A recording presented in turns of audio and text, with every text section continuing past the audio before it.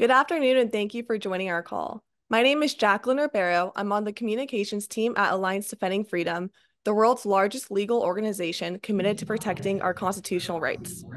We are meeting to discuss the Bank of America annual shareholder meeting that just happened. We are joined today by Steve Happ, founder of Indigenous Advance Ministries. Steve's faith-based organization was canceled by Bank of America, and he urged the board to consider a resolution to curb viewpoint-based de-banking. We are also joined by Jeremy Tedesco, Senior Counsel and Senior Vice President of Corporate Engagement at Alliance Defending Freedom. Jeremy recently testified before Congress on the rise of de-banking. Lastly, Indiana State Treasurer Dan Elliott. Treasurer Elliott was one of the 15 state financial officers from 13 states to sign a letter urging Bank of America to address its apparent trend of discriminatory de-banking. A few notes before we begin.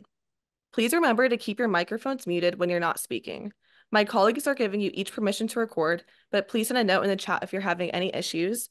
Also, I have copied prepared remarks, so please reach out to me if you need them afterwards. My name is Steve Happ. My organization, Indigenous Advance Ministries, partners with on-the-ground groups in Uganda. We care for orphaned and at-risk children, educate vulnerable children and prisoners, stop sex trafficking, and provide other essential services to people who need it most. One of our partners returned from Oxford University to the slums where she grew up to start a home for girls who have suffered abuse. We mentor students like Ivan Peter, a young, bright man from a broken home who needed encouragement and support as he built his new life. The ministries we partner with feed orphans, build wells for villages without access to water, and create job opportunities for young adults. We make sure people have access to basic needs while providing the life-changing Christian message of hope and salvation. I've gotten to know the most incredible and inspiring people in Uganda. These are people I'm honored to call my friends. I'm sure Bank of America felt it was justified to abruptly cancel Indigenous Advance with almost no explanation, but I know the real impact it had on real people in Uganda. We were forced to delay paychecks to our hardworking employees in Uganda by weeks. That may sound like a minor inconvenience to the people that run Bank of America, but people in Uganda don't live paycheck to paycheck, but sometimes meal to meal. As bad as it was, it could have been much worse. We regularly feed orphans through our partner ministries, and thankfully, this cancellation came at a time that didn't deprive children of the chance to eat. This should never have happened to us, and I don't want it to happen to anyone else. That's why we're standing up. We're not the first victim of the de-banking phenomenon, but we'd like to be the last. Thank you. Thank you, Steve. Now we'll hear from Jeremy Tedesco. Good afternoon. Politicized de-banking is on the rise, and Americans should be concerned. We cannot live in a free country if access to the marketplace depends on our political or religious views. Unfortunately, Bank of America is at the forefront of the viewpoint-based de-banking trend. Hiding behind vague terms and meaningless explanations, Bank of America has recently canceled accounts belonging to Indigenous Advance Ministries, Timothy II, Project International, a local church in Tennessee, and many more. And just last month, the House U.S. Subcommittee on the Weaponization of the Federal Government singled out Bank of America for voluntarily handing over confidential customer information to government agencies without a warrant and without notifying its customers. Government agencies had flagged Alliance Defending Freedom and other mainstream religious conservative organizations as domestic terrorist threats and urged major banks to disclose private transactions involving things like Cabela's, Dick's Sporting Goods, and the purchase of religious texts. Earlier this year, I led negotiations between Bank of America and the shareholder who submitted the proposal asking for a report on politicized de-banking. At that meeting, we told Bank of America that if it considered taking one or more of five actions, that the proponent would consider withdrawing the proposal. These are very typical kinds of negotiations that happen in these kinds of circumstances. Specifically, we asked Bank of America to include in its terms of service that it won't discriminate against its customers based on religion or politics, eliminate existing vague language from its terms of service that permit viewpoint-based decision-making, stop discriminating against religious employees by barring matching gifts to religious charities, stop treating Christian employees as second class by allowing a Christian group of employees to form an official employee resource group and participate in the Viewpoint Diversity Index survey. Instead of negotiating in good faith, Bank of America never responded after the initial meeting, even though it had promised to do so. At today's shareholder meeting, Bank of America leadership also resurrected the tired claim that it canceled Indigenous Advance's account because its work included so-called debt collection. This is categorically false. I told them this directly at our earlier meeting about this resolution. I explained that neither Indigenous Advance Ministries nor the local church collect debts, that Indigenous Advance is located in the States, but like many relief organizations, works overseas, and that the church operates entirely domestically. Bank of America representatives thanked us for these clarifications, told us it was new information to them, and promised to discuss these new revelations internally and get back to us. We heard nothing. Bank of America has publicly asserted that it is absurd to think religious beliefs are a factor in any account decision.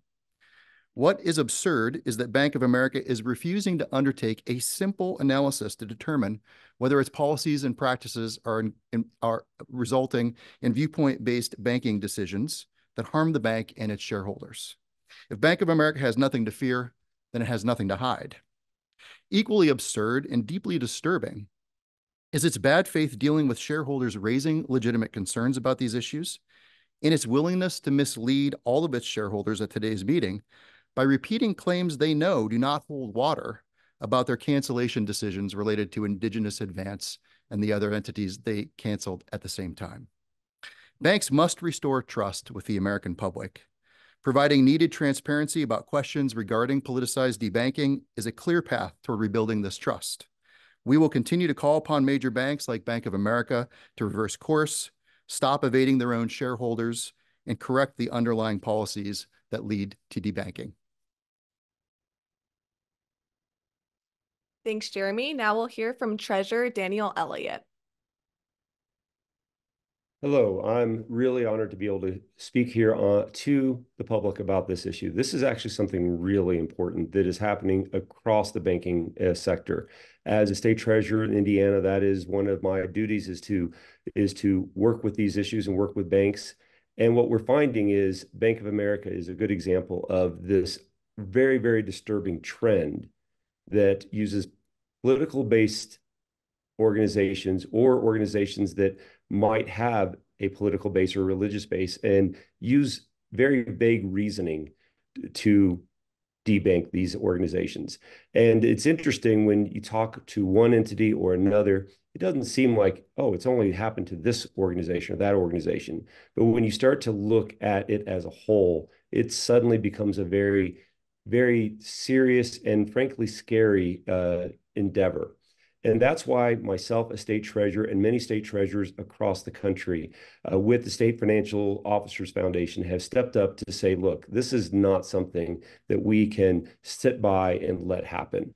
We have to stand up. We have to use the voice that we have as elected officials to stand up for these organizations that need to have the backing of someone who has some heft to them to be able to say, look, this can't go on. This isn't the right way to do business in America. This isn't the right way to do business in our individual states. So we're willing to stand up and point this out because the reality is this is an issue. And if we don't sit up and address it now, then it becomes even greater. The fact that we have churches that can't bank, we have organizations, nonprofit organizations. This becomes a very serious issue, and we're willing to stand up as financial officers in our individual states and say enough is enough. Great. Now we'll open the floor for Q&A. If you have a question, please unmute yourself, say the name and the group that you're with. If you're calling in, please press *6 so you can unmute yourself.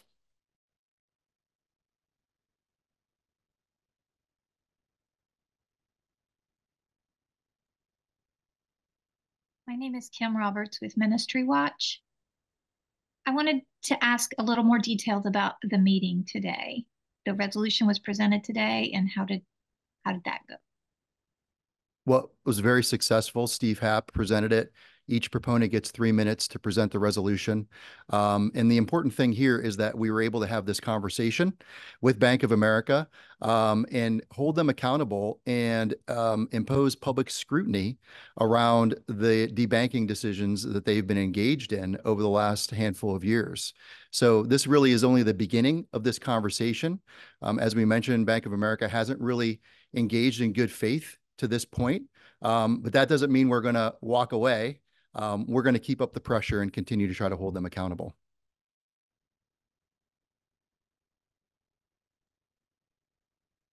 Hey, Jeremy, Steve Jordahl, American Family News. Is Indigenous Advance Ministries on the Southern Poverty Law Center list, or what do you think it was that flagged them particularly? Because they don't seem to be like political much at all. No, they're not political at all. They're not on that list. I mean, this is the problem, Steve, with debanking is you never get a straight explanation from the bank on why you've been debanked. It's the lack of transparency and the vague policies that permit this to happen is really a huge part of the problem. And so that's why the shareholders are asking for transparency. That's why they're asking the bank to take these concerns seriously and do something very simple, which is engage in an assessment of their policies and practices and report back to shareholders on whether they found a problem or not. And their unwillingness to do so suggests that they've got something to hide. Thank you. Kim Roberts again with a follow-up. Do you know how much support you have from other shareholders on this resolution? Yeah, it looks like we got about 3% of the vote, but here's the problem with vote calculations. The vote is completely controlled. Shareholder vote is almost completely controlled by pro-ESG, anti-conservative institutions. The big three asset managers, BlackRock, State Street, and Vanguard, and the two proxy advisory services, ISS and Glass Lewis, that have a duopoly on voting recommendations related to shareholders.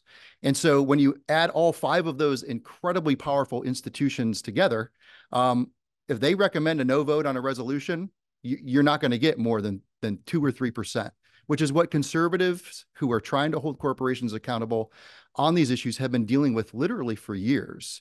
So there are many efforts underway to try to break up this monopolistic control that these progressive pro-ESG organizations have over the shareholder vote.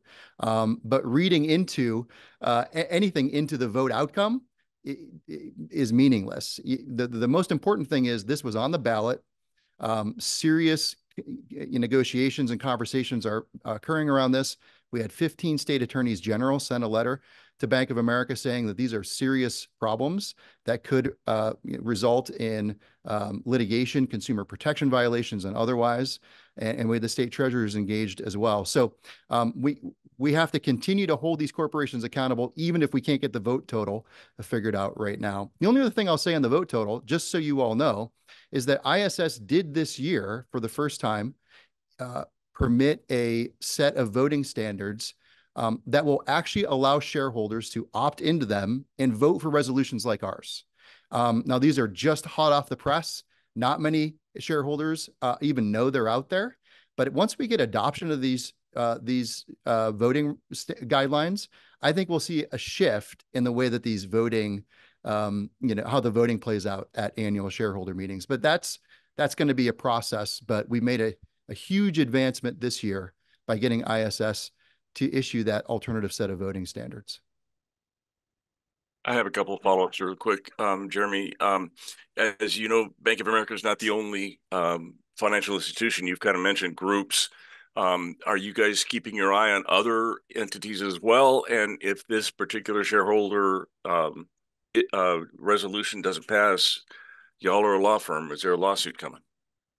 Well, we are working with shareholders to file these kinds of resolutions raising concerns about debanking at all of the major banks. We had 5 resolutions filed on debanking last proxy season. This year, I think we had over 10 filed at Wells Fargo, Bank of America, Truist, and many others.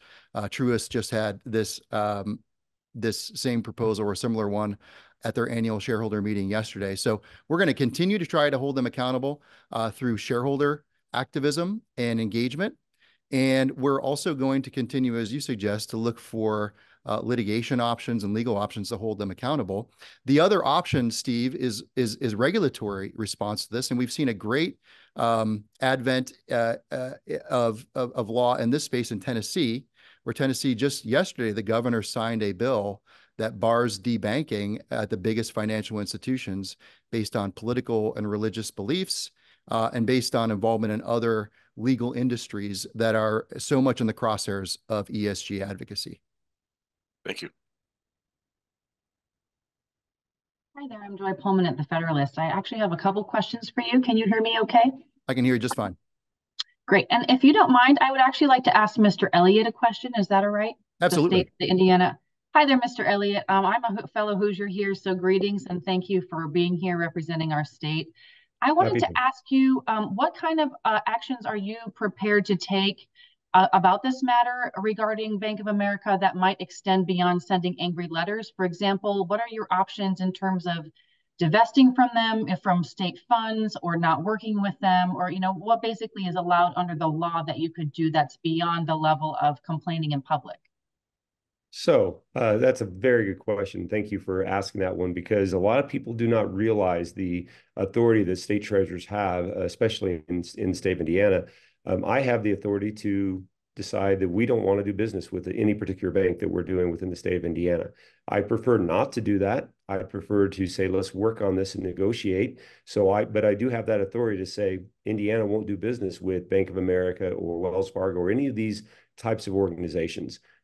But I've always believed first, let's have a conversation. And that's what I'm trying to do right here.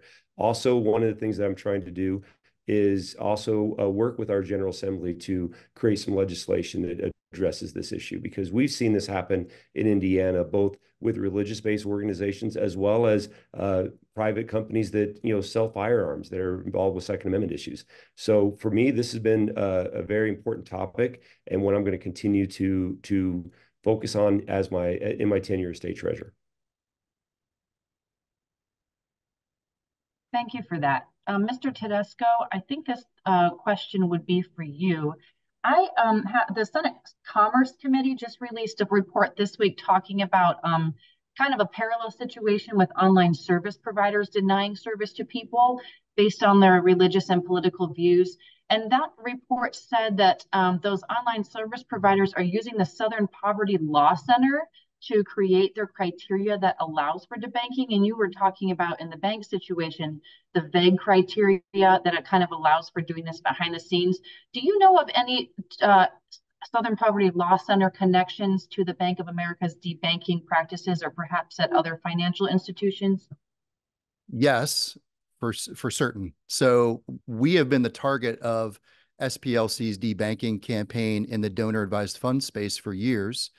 They advocate for donor advised funds to use their hate list as a screening tool to essentially tell all the donors that hold accounts with them, you can give to every organization except for the ones that are on this hate group list. And unfortunately, for several years, Fidelity Charitable and many other institutions started adopting that practice. I think we've gotten it solved at Fidelity Charitable, but there are many other institutions that are telling our donors, you can no longer give to Alliance Defending Freedom or any of these organizations on the hate list because we use the SPLC hate list as a determinative factor. So, I mean, that's just one way the SPLC is proactively trying to debank people they disagree with.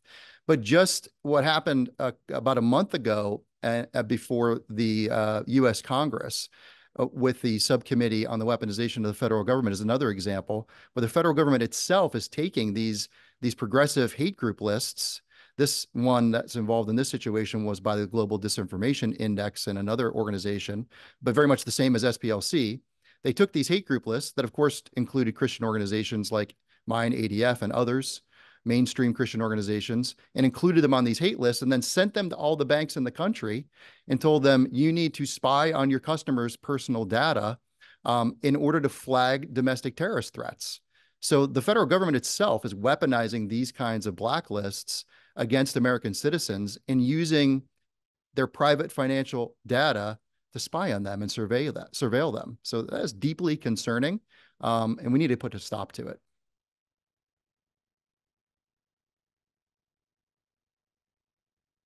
Any other questions? I do have one more, but I can wait in case someone else wants to go first. All right. Go ahead. I just wanted to ask you, the former Trump lawyer, John Eastman, was also debanked by Bank of America. So what can you tell us about the connections, if any, between religiously motivated debanking and politically motivated debanking? It seems there's kind of some overlap here, and I'm just curious what more you know about that overlap.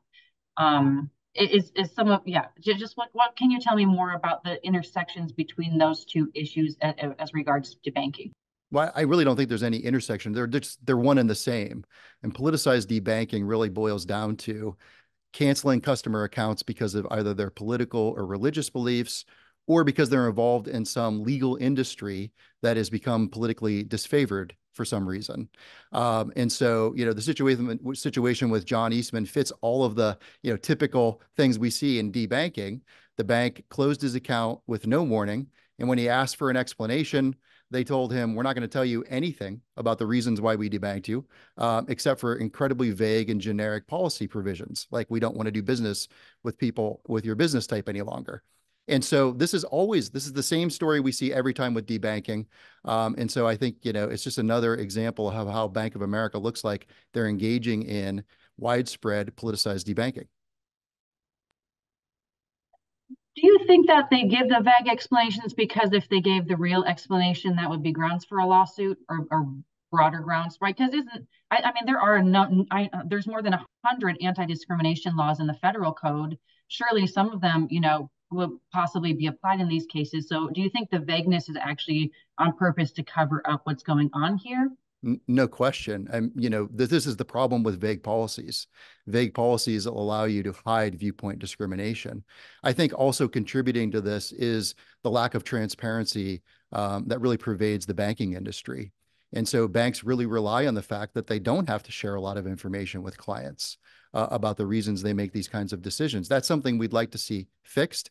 The law that we advocated for in Tennessee that got passed by the Tennessee House and Senate and signed by the governor yesterday actually includes within it a disclosure requirement when the client gets canceled and believes that it was because of a political or religious or some other politically motivated reason. So we're trying to solve this problem through regulation, through these kinds of actions where shareholders are demanding transparency from the corporations. I think this is a long haul and there's a lot of work to be done, but this is advancing in the right direction. Kim Roberts again. What action would you recommend to just an ordinary citizen that they could do to help this cause if they read about this?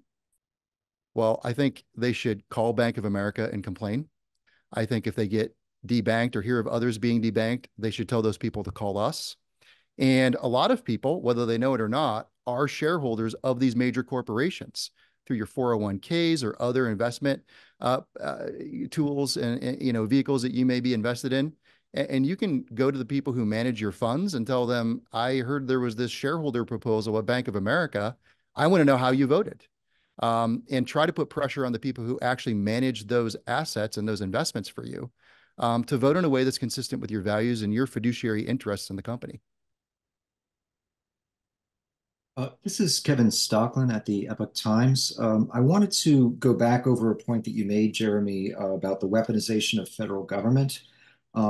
And banks linking some customers to domestic terrorism through the SPLC's hate list. Can you just be a little bit more specific about which agencies might be involved in doing that, and what evidence have you found that that's in fact happening? Yeah, I recommend you go read the report issued on March 6th, I believe, by the subcommittee on the weaponization of the federal government prior to the hearing I testified at.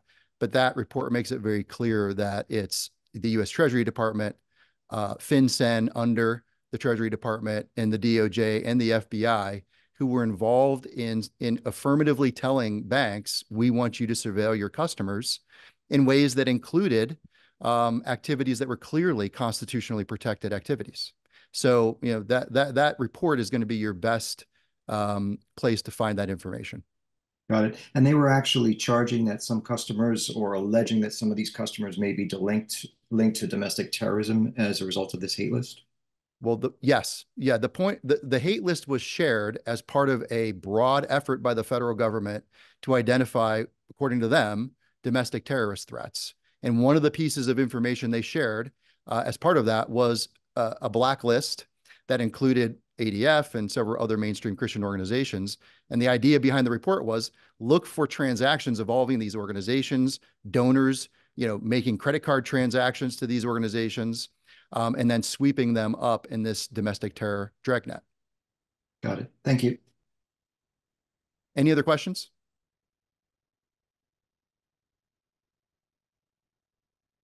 All right.